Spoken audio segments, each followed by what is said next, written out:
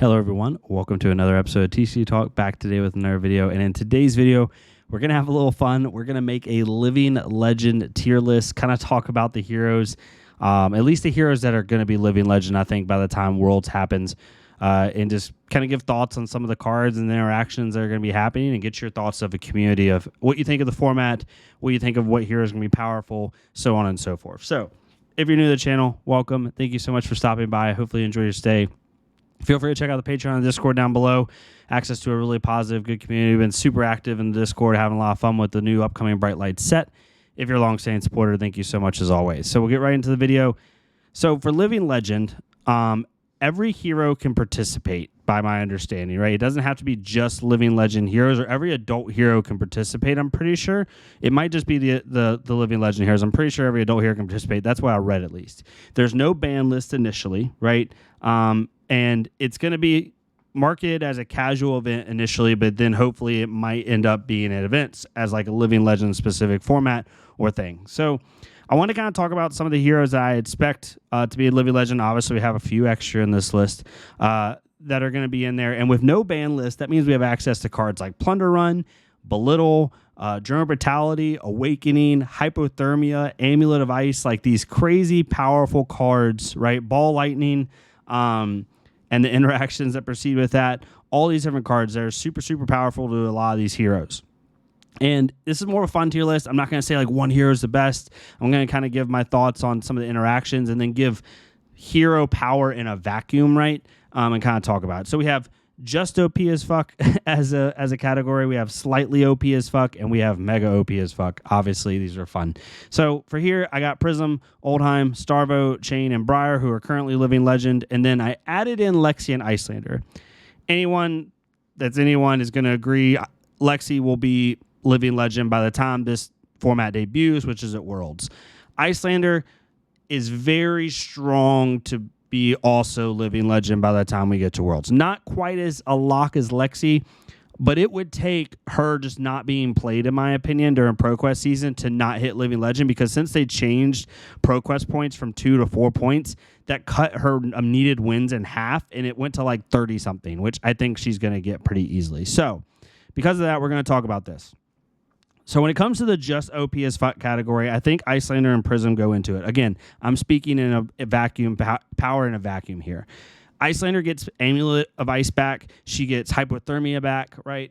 But I think her power level compared to just like Ball Lightning, Briar, and Chain, Seeds, Chain, and even Starvo with his what he can fuse, she can be very disruptive. And I do think she'll give stuff like a Cheerios Briar list. Like if you just try to run Cheerios straight Ball Lightning Briar, Icelander will eat that for breakfast. But I do think in a nutshell, in a vacuum, she is the weakest, air quotes, still extremely strong, weakest hero. Hypothermia is going to definitely piss off some of these heroes here, but overall, I think she'll be more of a counter to some of the top decks than like just a good deck in general. And I think once people play the format more and more, and they understand that she's going to always be there, they're going to test into her a little bit, right? Or tech into there.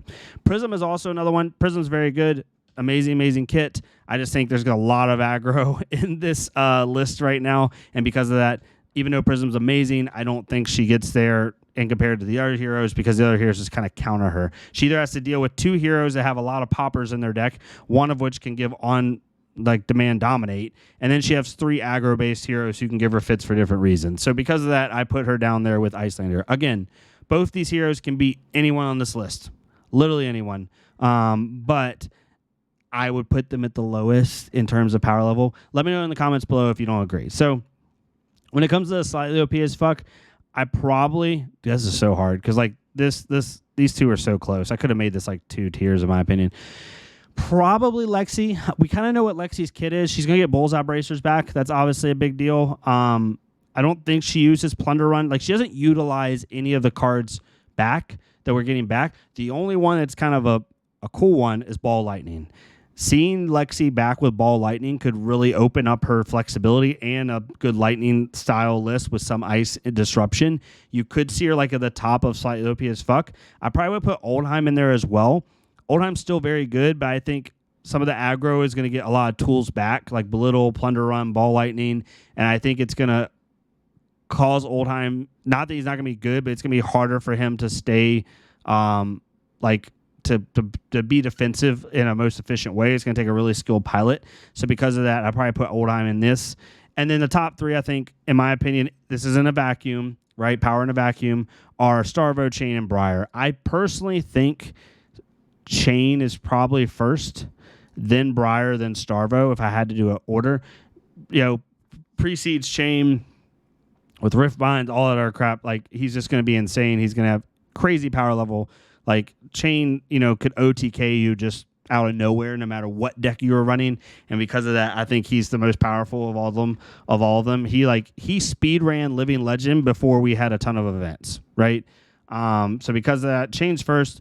Ball Lightning Briar with Plunder Run. Oh, that deck's going to be disgusting. And Living Legend, it's going to really give even like Starvo fits. I think it's going to give Oldheim fits depending on how they chain and stack properly. It can outrace Lexi. It is going to have a little bit of issues with Icelander. I think it could obviously do that, but overall, it's, you know, unless she has a hypothermia just chilling and a couple blizzards just waiting, obviously there's going to be ways for Icelander to tech into that, but I think in a nutshell, power-wise, she's up there. And then finally, Starvo. Starvo's going to get Awakening back. He's going to get, he's even going to get some of the ice cards back, some of the pulses, right, the dual cards.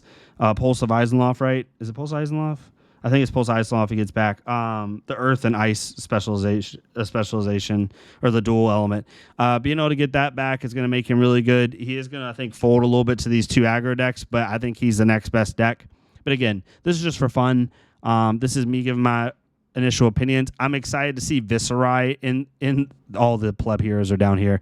I did it to where you only could see this. Like, giving Viserai back with Bloodchief Scalata, oh, that's going to be so much fun. I even want to play Katsu with Plunder Run. I think that would be really cool. That'd be really fun. There's just a couple heroes in here that you think you could have fun with, like with the old band. So, but overall, this is where I have it. I hope that the format stays casual at first. I hope it's more fun. I hope it's more like a really... I don't know if anyone in here's played a lot of Commander. I'm assuming a good amount of you have. Playing like a tuned Commander game with a bunch of buddies where all of your decks are really powerful and they can do cool things, but people also have like, you know, little gentlemen's agreements and like have fun with stuff where it's just like, I want to play my power card. Here we go. You know what I mean? So I hope it goes that way. I hope it's not too serious and it's not too crazy, but it would be cool to see events, like to see a Living Legend event with no bans and just watch people just smack each other might be really, really, really fun to watch. So I'm super excited about it. I'm really curious to see what your thoughts are about it. What's your thoughts on Living Legend in general? Are you excited about the format? Do you think you're going to play the format? Do you agree with my list, right? This list is just for fun, so like don't come at me too hard in the comments. But this is kind of where I thought. I would love to know your thoughts. So if you disagree with something, if you do agree with something, you know, let me know as well. But I'd be excited to have this as like a side event. I'd love to go to a calling in like Dallas, and then there's a side like battle hardened level-esque Living Legend where I can just play Ball Lightning Briar and have some fun. Give people the chance to play those old cards that they really enjoy. Even give them a Ball Lightning Briar, access to Bloodchief Scalata again for the block. Even that's really good. So super excited for that. But yeah, thank you all so much for watching this. If you like this type of content, please leave a like, comment, subscribe. Let me know in the comments below what more you want to see. I'm going to be doing a lot of Bright Lights content, obviously, but I know I have Ninja roots. I'm going to be doing some Ninja stuff too. I have like a regular tier list video coming up. I have just like general meta discussion. I have the power level of different sets coming up. I'm going to talk about like where does Katsu fall in the new meta, kind of good matchups, bad matchups, things like that. So I have a good amount of videos in the shoot, but I would love to hear your thoughts on what more you would like to see. But yeah, thank you all so much for watching. Again, leave a like, comment, subscribe. If not me, it's totally fine. Go to our Flesh Blood creator, leave a like, comment, subscribe on their stuff so we get more people seeing this game. And I will see you all next time on TCG Talk. Thank you all so much. Have a nice night.